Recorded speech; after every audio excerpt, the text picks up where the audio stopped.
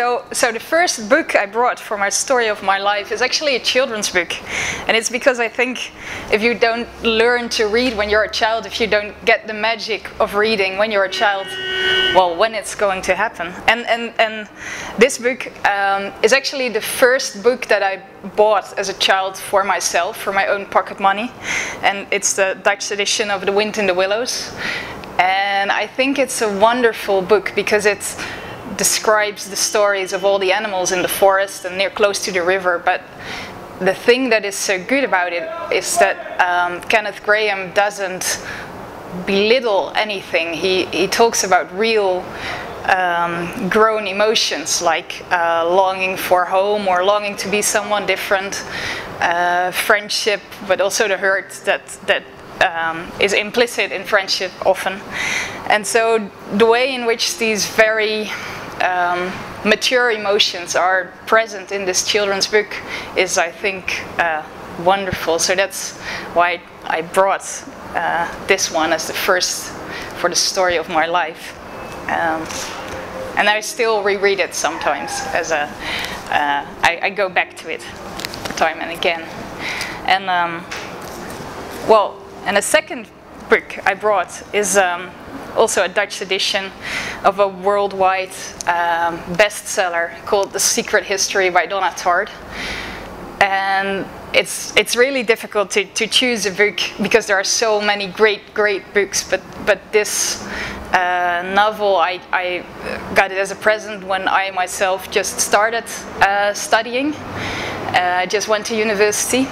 And The Secret History describes a group of college students and a murder that they have committed. And I'm not giving anything away of the plot by that because it's already there on the first page. And the whole novel evolves around why, how these students came to this act. Why did this murder take place?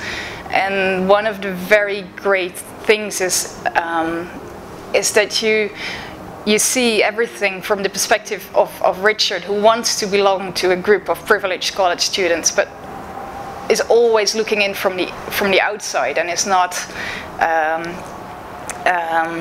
is never actually a part of it. And I think later on I've read different novels which sort of inspired this one.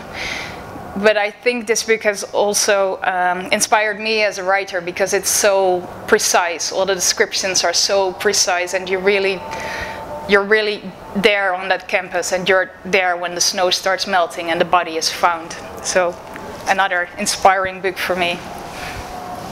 And then quite a different one is, well, I brought this one, but it could have been any book from Alice Munro, who is, I think, a really great short story writer. And short story is a form that is, at least in the Netherlands, often looked down upon a bit, as if it's well, you first practice with short stories and then you go on to write your first novel.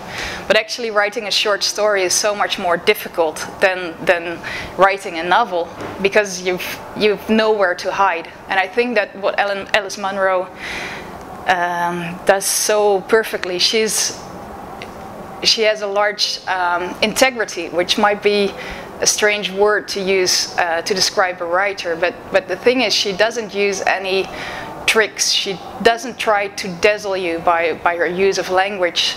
In fact, it's so her stories seem to be so simple that they could have been your own thoughts.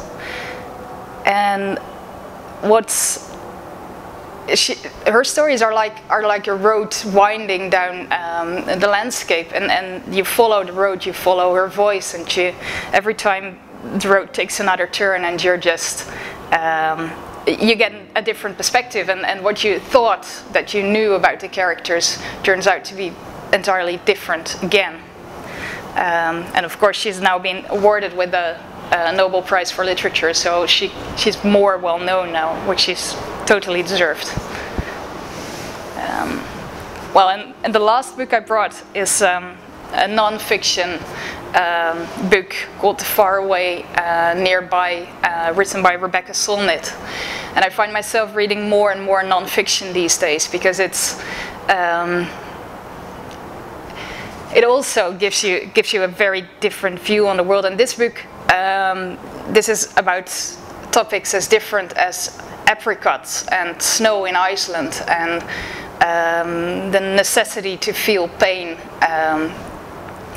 But actually it's about storytelling. It's about how stories are well, how stories are a prerequisite to be able to feel empathy, to feel anything at all. And so, whereas this is non-fiction, I also think it's great literature.